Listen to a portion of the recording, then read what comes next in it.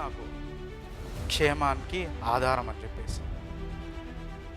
నువ్వు క్షేమానికి ఆధారమే కాదు దేవా, నువ్వే నా క్షేమము అని కూడా మాట్లాడుతున్నాడు. ఇంగ్లీష్లో ఉంటుంది, there is none good beside you. నువ్వు తప్ప నాకెవ్వరు లేరు మంచి, నువ్వు తప్ప నాకెవ్వరు లేరు క్షేమం, నువ్వే నా క్షేమం అని చెప్పేసి మాట్లాడుతున్నాడు. ఈరోజు ఎంతమందిని మనం మన ఆస్తులను బట్టో లేకపోతే మనకున్న పలుకుబడి బట్టో we are fine, we are good because of all those things, material things అని అనుకుంటున్నామా?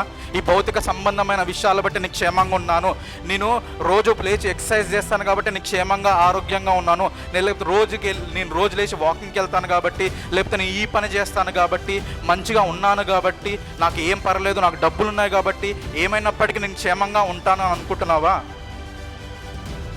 No. If God doesn't keep you well, none can. Yesayya నిన్ను క్షేమంగా ఉంచకపోతే, నీ క్షేమానికి ఆయన ఆధారం కాకపోతే ఎవరు ఉంచలేరండి.